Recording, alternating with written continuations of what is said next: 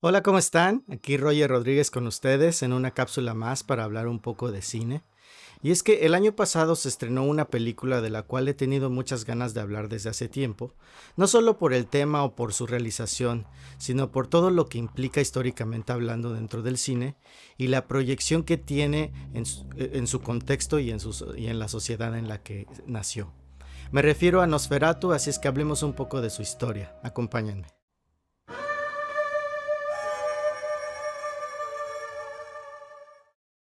Para empezar a hablar de Nosferatu, remontémonos un poco en el tiempo. El cine nace a finales del siglo XIX. El 28 de diciembre de 1895, en el Salón Indio del Gran Café de París, los hermanos Lumière realizan lo que oficialmente se conocería como las primeras proyecciones de cine al público. Se proyecta lo que se titulaba Salida de los obreros de la fábrica Lumière y llegada del tren a la estación de la Ciotat. De esta última se conoce bien la historia de que cuando se proyectó, la gente se movía de sus asientos pensando que el tren estaba a punto de arrollarlos. No existía conciencia de lo que se estaba viendo en ese momento.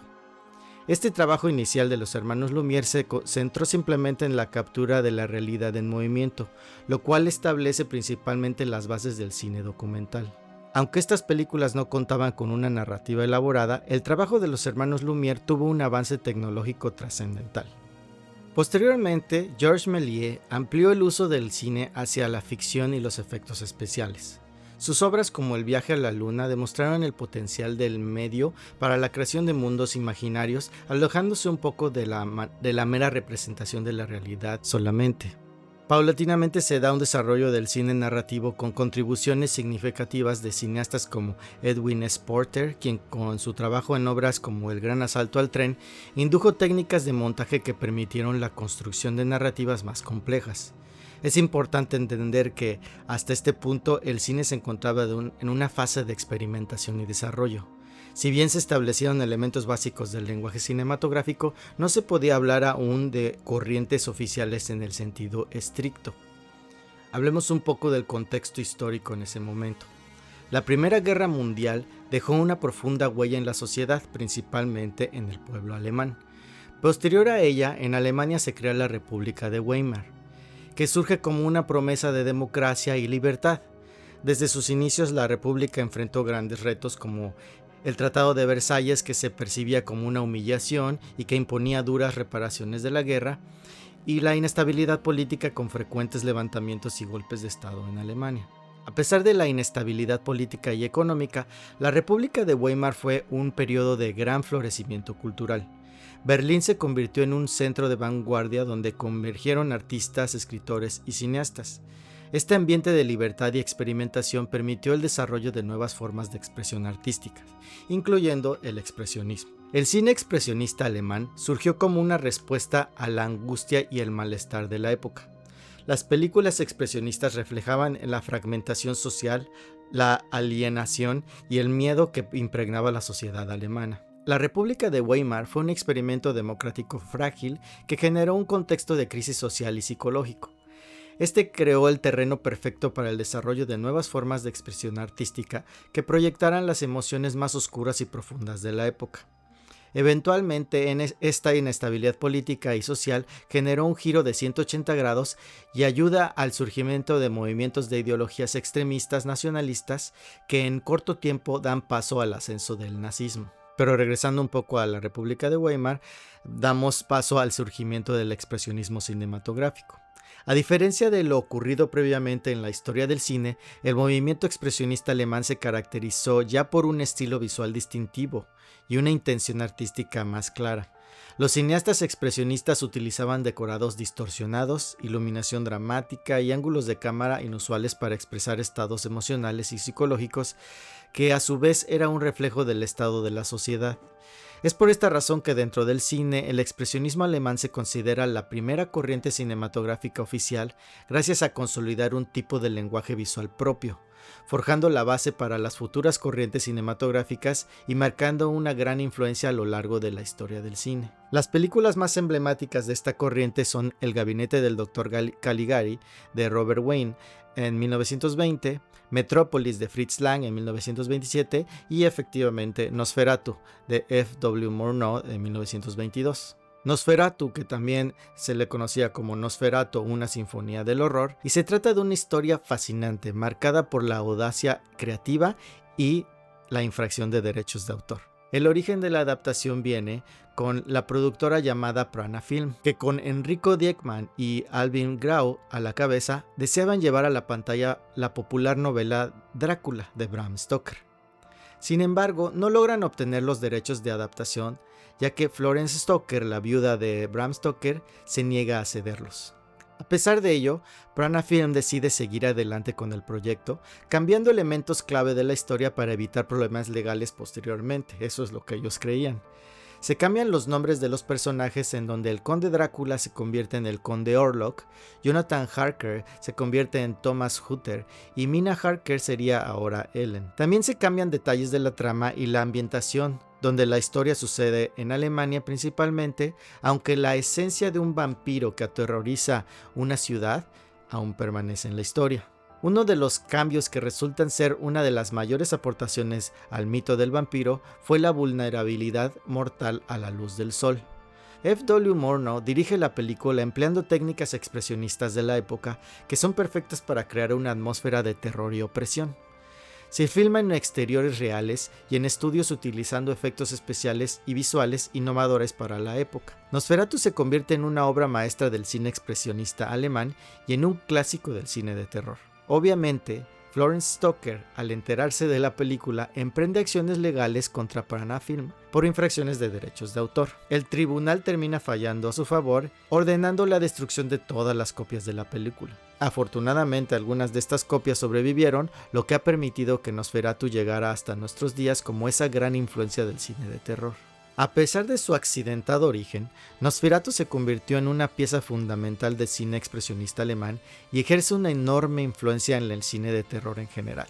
Establece muchas de las convenciones del cine de terror, como el uso de la atmósfera inquietante, la iluminación dramática y la creación del suspenso. Su uso innovador de la cámara y la iluminación sentó las bases para muchas de las técnicas que se utilizarían en el cine posteriormente.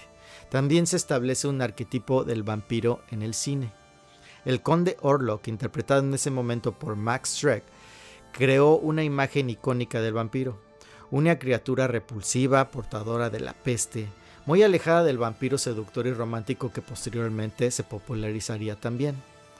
Se crea esta imagen de monstruo con su cabeza calva, orejas puntiagudas y dedos largos y afilados, que vendría a influir en la representación de vampiros en numerosas películas y obras de arte.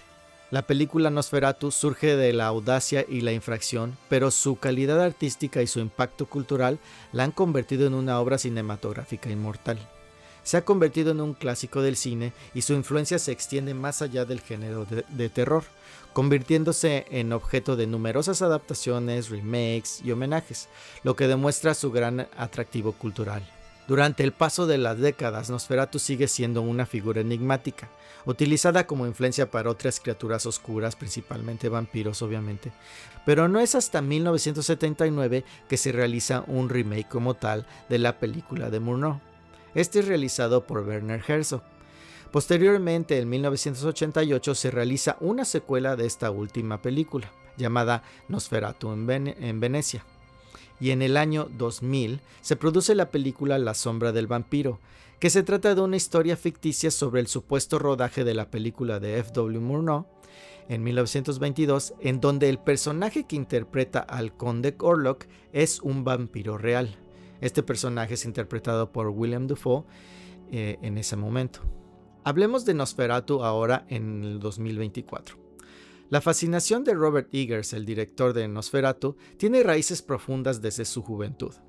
Eggers ha comentado que desde niño sintió mucha atracción por la película de Murnau, una fascinación que intensificaría durante su adolescencia. De hecho, junto con un amigo, organizó una adaptación teatral de Nosferatu para la escuela, que revelaba su gran interés por la obra y el personaje.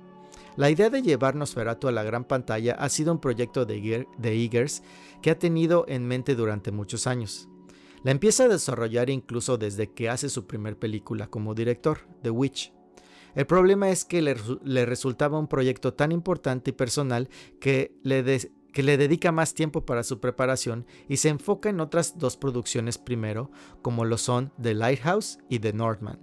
Eggers no busca simplemente hacer un remake de la película, sino ofrecer una interpretación única de la historia, influenciada por su propio estilo característico. Quería realizar una profundización en los personajes. Eggers desarrolla a los personajes de una manera más profunda, particularmente al Conde Orlok y Ellen Hutter, dándoles nuevas capas de complejidad. En particular, se nota un enfoque en el personaje de Ellen, dándole un protagonismo mayor al de las versiones anteriores y explorando las dinámicas psicosexuales de los personajes. Eggers, al haber sido previamente diseñador de producción, siempre ha sido muy dedicado a documentarse extensamente en los ambientes e incluso en los atuendos. Tiene una fascinación por las historias de época y en este caso no es la excepción. Se documenta sobre el folclore del vampirismo y las representaciones históricas de vampiros para realizar su propia versión de Nosferatu. Eggers se centra en recrear la atmósfera inquietante y opresiva de la película original de 1922, utilizando técnicas visuales que evocan el expresionismo alemán, pero a la vez empleando las nuevas tecnologías en nuestra actualidad para darle su propio y personal toque de terror, oscuridad y violencia. Su atención al detalle en la ambientación y el vestuario busca crear un mundo gótico auténtico y aterrador. Su objetivo es crear un terror que sea más psicológico que explícito, jugando con las sombras, el silencio, la sensación de amenaza inminente, etc.